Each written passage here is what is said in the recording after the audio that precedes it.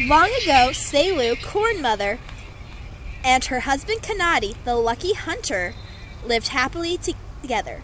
They had plenty to eat because whenever they needed meat, Kanadi went into the forest to catch food, and Selu could always easily produce corn and beans from her body. Kanadi was off hunting, and Selu was on her way to the river to visit with Longman. As she was walking, she noticed a small pool of blood under her. As she took a step, she reached down and gathered it up, knowing it had fallen from her womb to the path. As she touched it, it almost leapt into her open palm. Then it curled upon itself until it resembled a small worm. She took it to Longman, and they agreed it should be mixed with water and covered. So she took some of Longman's essence and covered the worm-like mass of blood with it, placing the mixture carefully in a hollow stone that lay nearby the waterfall where she sat. She covered it with some watergrass and returned to her duties. When she made her morning visit to Longman to bathe, she heard some noise in the bushes that grew near the waterfall. Peering intently at the bush, she saw a child hiding mischievously among the branches.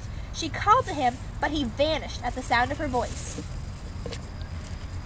She kept seeing the boy for a couple months, but during this whole time, she had a son who grew very quickly. Mom. One day, she and Kanadi were sitting beneath the arbor and she heard two boys laughing. When the child returned that evening, Kanadi asked him who he had been playing with all day. Who have you been playing with? It's this boy. He comes from the water. He says his cruel mother abandoned him in the river one day. Well, I have to tell you, I was walking along here one day and I found blood, and what happened is I put it in the water and now it's a child and he's been playing with our son and we must capture him. It's just simple, we have to. The next day, the boys were playing.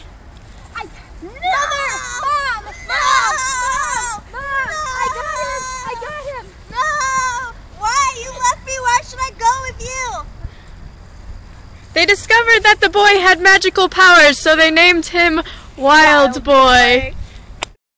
Have you noticed that whenever your mom leaves, she always comes back with corn? Yeah, I have noticed. I wonder what she's doing.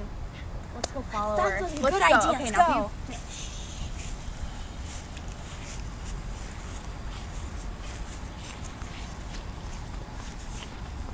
They watched as Selu began to do her special chants and create corn and beans from her body. This is dreadful. She is a sorceress, just like I thought. We need to kill her before she kills us. Let's go. Let's go.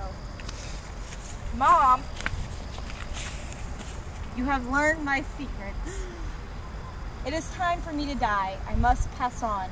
And you will help me to the next stage of my life. Okay. The boys beheaded Selu. She had told them to create a clearing in front of the house and drag her body around 7 times, and they would have plenty of corn. However, the boys grew lazy. Whatever. And they disobeyed the orders. And that is why there is only corn in certain places.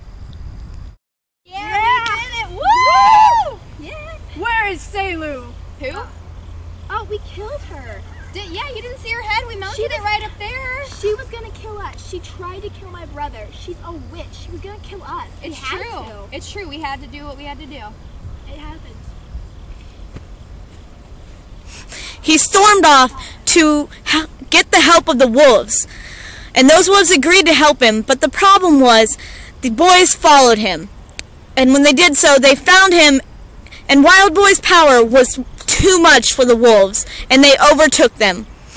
And then he continued to run away from the boys because he knew that they overtook the wolves. And they followed him till the end of the earth. Addie found Selu in the sky vault. And then the boys came, and they were warmly received. The boys remained in that place for 7 days. Then, following the Old One's instructions, they were moved to the Nightlands, where they still reside. They are thunder and lightning.